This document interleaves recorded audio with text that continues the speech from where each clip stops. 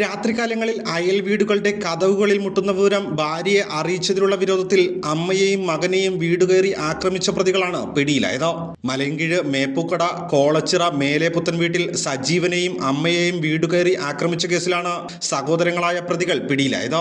കേസിലെ ഒന്നാം പ്രതിയായ മലയൻകീഴ് മേപ്പൂക്കട കണ്ണൻകോട് തേജസ് ഭവനിൽ മനോജ് എന്ന് വിളിക്കുന്ന മണികണ്ഠൻ രാത്രികാലങ്ങളിൽ സ്ഥിരമായി പരിസര പ്രദേശങ്ങളിലെ വീടുകളുടെ വാതിലിൽ മുട്ടുന്ന വിവരം മനോജിന്റെ ഭാര്യയെ അറിയിച്ചതിലുള്ള വിരോധ നിമിത്തമാണ് മനോജും സഹോദരൻ മുരുകനും സജീവനെയും അമ്മയെയും മർദ്ദിച്ചത്. ഈ മാസം 19 ഞായറാഴ്ചയായിരുന്നു സംഭവം. കൂട്ടുകാരോടൊപ്പം മുണ്ടുകോണം എന്ന സ്ഥലത്ത് ക്രിക്കറ്റ് കളിക്കാൻ പോയി മടങ്ങി വരികയായിരുന്ന സജീവനെ പൂങ്കോട് വചനമഠത്തിലേക്ക് പോകുന്ന വഴിയിൽ കണ്ണങ്കോട് പാലത്തിനു സമീപം വെച്ച് മനോജും മുരുകനും കണ്ടാലറിയാവുന്ന രണ്ടുപേരും ചേർന്ന് തടഞ്ഞു നിർത്തി. തുടർന്ന് സജീവനെ അസഭ്യം പറയുകയും അവിടെ നിന്ന് മരിച്ചീനി കമ്പൊടിച്ചെടുത്ത് സജീവന്റെ മുതുകിൽ അടിക്കുകയും അടികൊണ്ട് സജീവ് ഓടി വീട്ടിലേക്ക് കയറുകയും ചെയ്തു.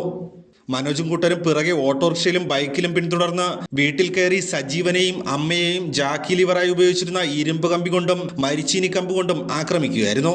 സജീവന്റെയും അമ്മയുടെയും പരാതിയുടെ അടിസ്ഥാനത്തിൽ മലയൻകീഴ് പോലീസ് കുറ്റകരമായ നരഹത്യാശ്രമത്തിന് കേസ് രജിസ്റ്റർ ചെയ്തു.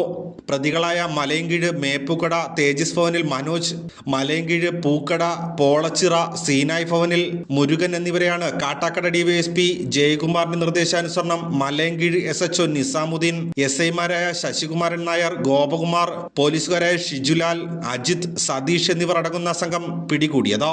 അറസ്റ്റ് ചെയ്ത പ്രതികളെ കാട്ടാക്കട ജുഡീഷ്യൽ മജിസ്ട്രേറ്റ് കോടതി മുമ്പായി ഹാജരാക്കി റിമാൻഡ് ചെയ്തു.